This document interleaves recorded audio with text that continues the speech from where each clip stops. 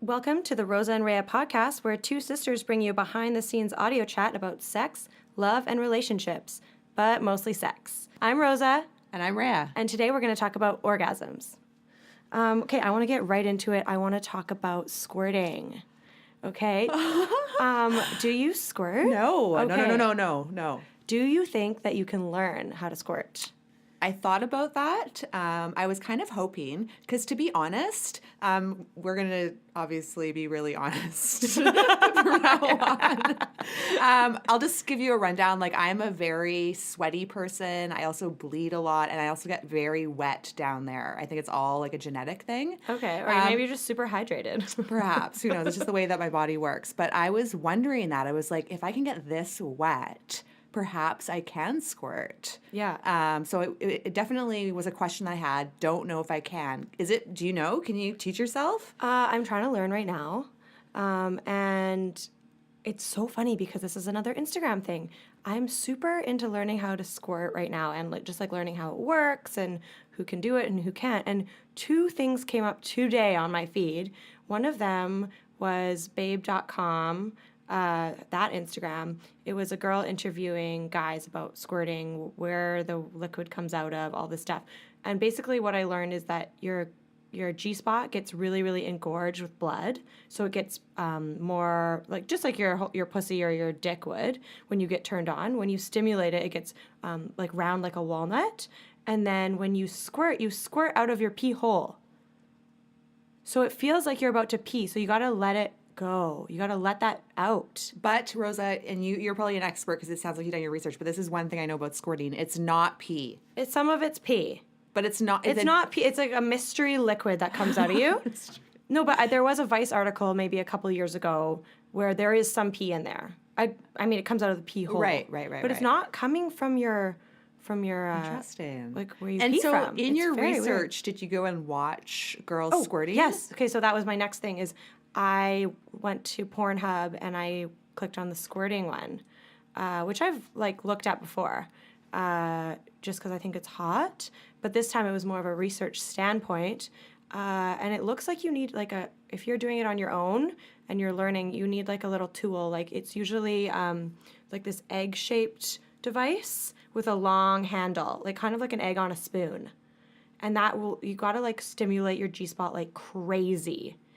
And as well as have clitoral stimulation, and then you just gotta let it go. Every girl, I mean, have you been to that point where you're getting fucked and you feel like you gotta pee? Yeah, I mean, that's why I think that I could. That's why, because I have felt that before. So I definitely, and my next question was going to be so if you're trying to learn how to squirt, is it best to try it first with yourself? Did you notice that, what was the advice on that standpoint? Or do you get someone else? Is it easier if someone else helps you? Well, I was talking to somebody, a fan who DM'd me, and he was like, well, have you tried it by yourself? And I was like, wow, that's great advice. Yeah.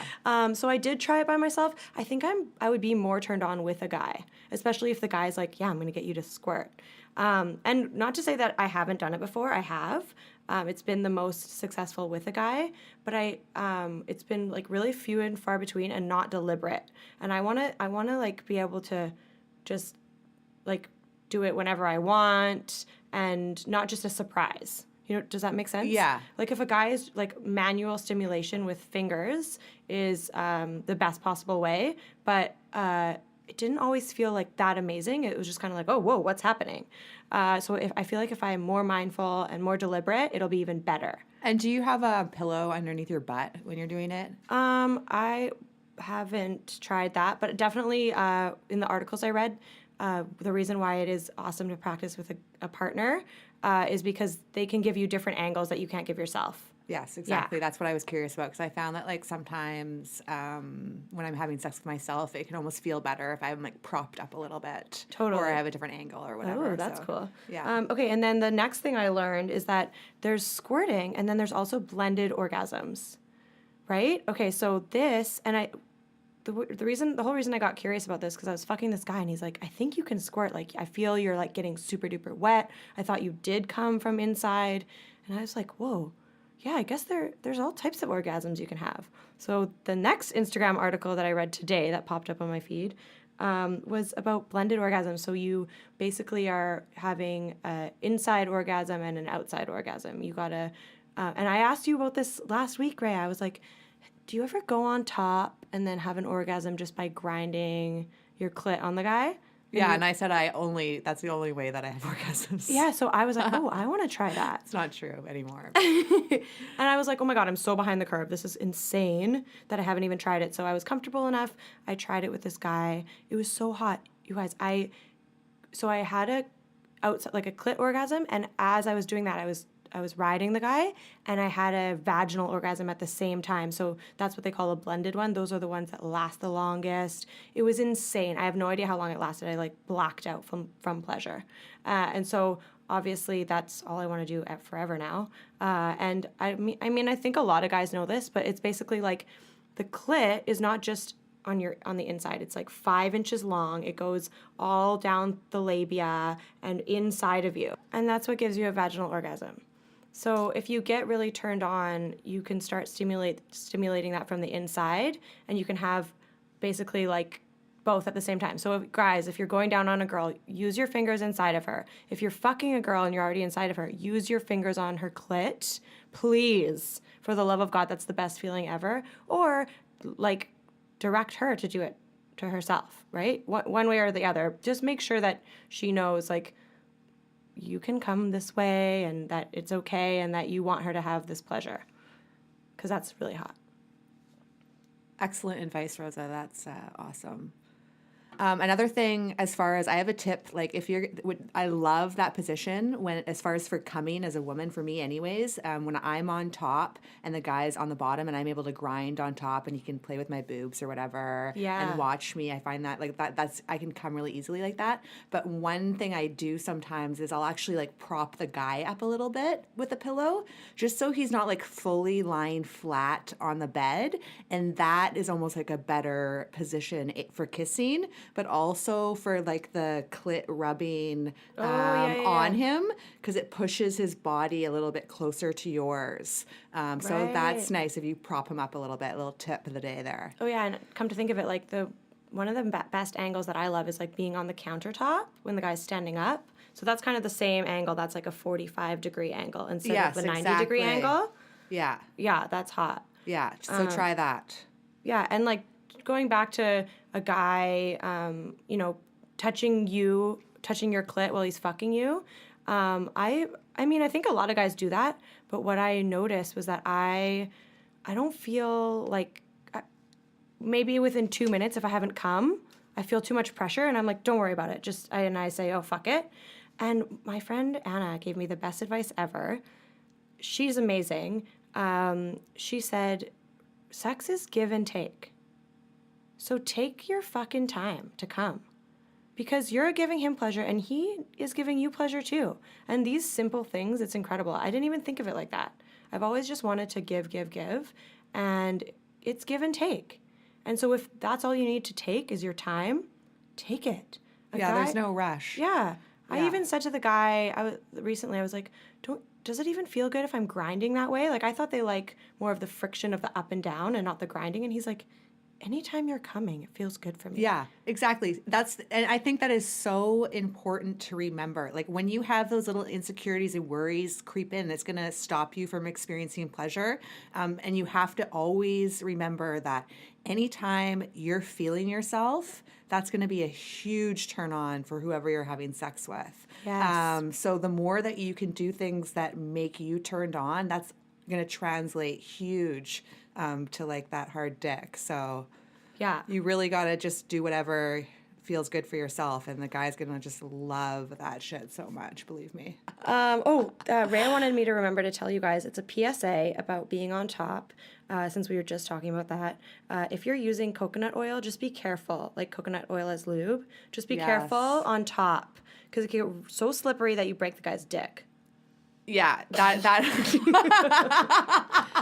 or harm it, bend it. And that is a real That is a real thing. I didn't think it was a real thing, but I actually met someone who had his dick broken, and honestly, it was because the girl was on top, and it's happened to all of us, right? It kind of slips out, or just the tip comes out, or something that bends kind of weird. But you can actually end up having to need surgery. It can be quite serious. Coconut oil is so slippery, so yeah, you have to be very careful if you're riding a guy under any kind of circumstance, no matter what kind of dick he has, because if it slips out in the wrong way, it could be quite serious. Yeah, for and sure. I've definitely almost broken dicks Yeah, before. so be gentle, right? Yeah, Be careful. I mean, but you don't want to be gentle sometimes. I know, but you just have to be just be careful, like just be aware, right? Like it does happen. It's ironic that, I mean, you cannot break my pussy.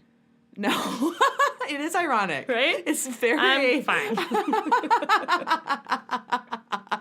It says a lot, right? Yeah, exactly. Amazing. Oh man. Back to the blended orgasm thing. I basically, like, when Rhea and I aren't recording our conversations, we talk a lot about the light bulb moment of the week, or I talk a lot about it, like what I learned this week. I get really inspired and excited. So what I've been learning, like I said before, is taking your time during sex, and really, because I deserve it. I deserve to come. I deserve to feel the pleasure. And one of the biggest tips that I got for that is turn the porn off, turn the vibrator off, and just have sex with yourself with nothing. You know, we're big on sex toys. We're big on all the excitement. But coming back into your body, learning how to take time and enjoy pleasure, without letting your head get in the way. Part of that is really being just with your body. Nothing, no crutches, no porn, nothing at all. And actually, the first time I tried it, I couldn't even come. I was like, whoa, I don't know what to think about. I don't know what to do. But slowly but surely, I started to learn how to lean into the good feelings. I actually was alone, but I felt really vulnerable because there wasn't anything helping me.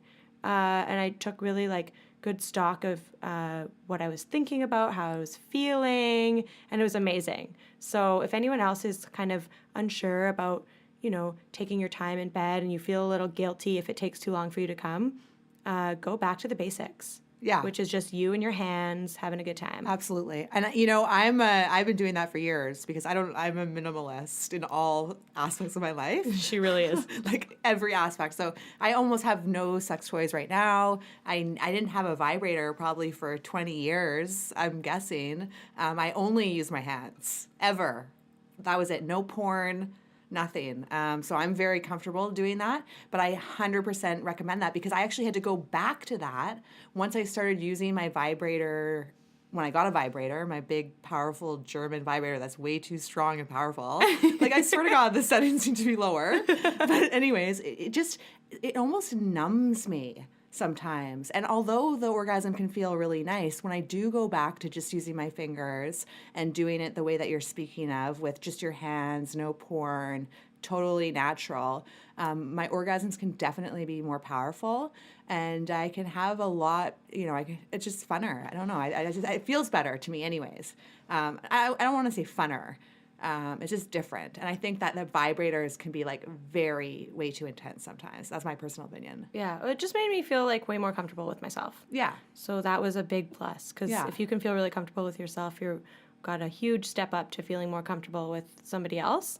And once you start feeling that comfort and you are with a partner having a good time and really letting go, you give permission to the partner to have a good time and let go, right? You're perpetuating that sexiness and that ability to just let it all out and experience the most pleasure and get it and give it. When you see a guy having a good time, you immediately get that permission. Oh, I'm going to have a good time then because he's doing it. So I'm going to do it, right? Yeah, and totally. It's, and also if you're someone like yourself, Rosa, who's just going back to not using sex toys, but you're also having sex with a person and you want to maybe stimulate yourself, and then you don't know how to do it. How are you going to show your partner? Right? Oh yeah. That's why it's so important too. So because that was a great tip that you gave earlier, where if you want to come with your partner, well, maybe he's penetrating you, you can play with yourself. But if you don't know how to play with yourself with your hands, that makes it's just going to be fake, right? You're just going to be like, he's going to, we've all been there. He like slaps seriously, this was me. Like just puts your hand on there and you're like, oh, and then you're like, and it feels okay, but you're not really in tune with what actually feels good and what actually brings you pleasure because you're still worried about, what he's thinking or whatever. Yeah. Or you don't know and blah, blah, blah. So really important to just jerk off by yourself with no extra stimulation, I think.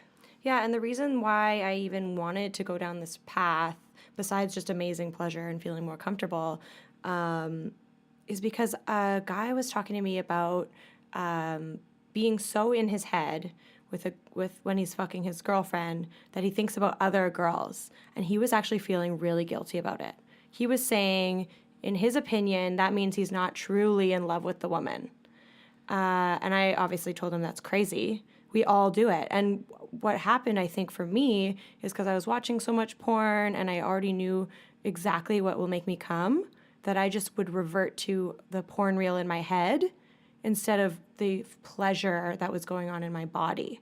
Yeah, we're all going to think about stuff in our head. It's not a big deal. But just try and being in your body, and then second to that, just connecting with the person in that time. And one thing that I love about, like, the kink community is that, this is kind of a little bit cheesy, but they refer to, like, when you talk about having sort of like a kinky time with someone, it's not like, oh, we're going to go have sex. It's like, we're going to go play.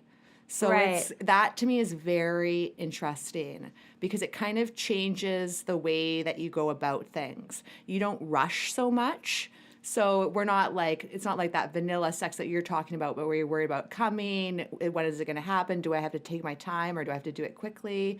When you say to someone, oh, well, do you want to come over and play tonight for, however many hours, then you're going to take your time. Yeah. Right? You know that you're going to be, it's a much different kind of context. Totally. Right? It takes away all the pressure of coming. Yeah. It's a whole different, like, culture. Totally. Idea of what you're going to do together. Yeah, and I like it. I like that idea, and it also doesn't make it so serious. You're not catching feelings with the person necessarily. It's a designated time that you have with another person to connect with them, and then you walk away and do your own life or whatever. And I think that's really cool. Yeah, because, like, when you play with someone, like when you were a kid, the whole time is fun, right? Yeah, exactly. Not just the end. That's right. The whole time. The whole time. The end's the worst part. Yeah, you don't want it to be over. So go play with someone as an adult. But first, play with yourself. Well, yeah. Go play with yourself, like we say, and then go have playtime with adult playtime. I think that's really dope. Yeah, I love that word. That's awesome. Speaking of orgasms, guys come too, right? Yeah. A lot sometimes. Yeah, sometimes, like, this one guy was fucking my face, and I was like, come in my mouth, baby, whatever. And he was like, no, there's so much cum in my balls that you'll, like, die. So he came on my chest instead, and I was like, thank you for your consideration, because that would have been disgusting in my mouth. It was so much. But so then there I am with cum all over my chest, right? And I wanted to get it off as soon as possible. I didn't want it on me. And actually, Rhea has an amazing life hack for just that. And you want to tell us? Yeah, and it's kind of funny because I love a cum shower, okay? I'll just tell you that right now. Oh, yeah. Yeah, like I love cum in my mouth. I love cum on my face. So I always, and I'm not planning on having children. So I just, everywhere. Everywhere except for inside the vagina. Everywhere except, yeah, exactly. And it turns me on, right? So I always ask for the guy to do it. But it's, as we all know, every person on the planet, that stuff is the stickiest shit. You can, like, it'll dry on you. Like, I've literally, every girl can relate to this. Like, have you ever done some cum stuff and then, like, later in the day been walking around after a shower and realized that you still had a bit of dry cum, like, on a visible part of your body? It's horrific. Yeah, at work. So it really sticks onto your skin, and even soap doesn't get it off. So I started a while back using baking soda, which literally costs like $1.50 per box at any store to exfoliate with. And I noticed that it takes cum off like a charm, like off your Wow. body. And guys might want to know this too, right? Because if you were masturbating onto yourself or Yeah, whatever. I mean, it is very rough, so you have to be like, you don't want to rub too hard. Like, even though it seems fine, it is quite exfoliating. But basically, what I'll do in the shower is I'll pour some of like a pile of the baking soda into my hand, and then just like add a couple drops of my soap as well. Oh. And then just rub that mixture all over my body, and it takes the cum off so well, you guys. And it's cheap. Wow. And then I also use it just as like a body cleaner normally. But Okay. very, very good life hack. Love it. I love that life hack. Is anyone already doing that, or does anyone else have an awesome, sexy life hack that they want to let us know about? Please send us a DM on our Instagram page, Rosa and Rhea. That would make us so happy. Yeah, we love DMs. We love all the feedback that we've been getting so much. It's been absolutely incredible. We actually made a video. Go check it out if you haven't seen it already. It's on our YouTube channel, Rosa and Rhea, and we talk about big dicks. And, you know, we just threw it out there, like, how are these guys walking around with these giant dicks every day? And the feedback that we got about big dicks was incredible. It was incredible. I mean, I literally shout out to the people on Instagram, seriously. Yeah. Because I received a literal essay, and I'm giving it A+. Oh, yeah, great essay. It was great. It said, in conclusion, blah, blah, blah. But this guy, he told me everything, how guys deal with big dicks every day. So I learned a lot. High on the thigh. That was his thing. Compression short. Yeah. So there's a lot of I mean, not techniques. like, guys, we're not giving you advice here. We know you've already. Yeah, you guys seem dealt to it. know, right? Like, you're telling me. Yeah. Thank you. Yeah. But we love that feedback. That was absolutely incredible. So keep that coming. Talked so much about our own aftercare that we forgot to ask the guy what kind of aftercare he wants. We never. We I've forgot. never. So guys, don't be afraid to ask or tell us also. And you could even practice with us DMing us what you would want as aftercare, so that you can then feel comfortable to DM your girlfriend or your fuck buddy or whatever.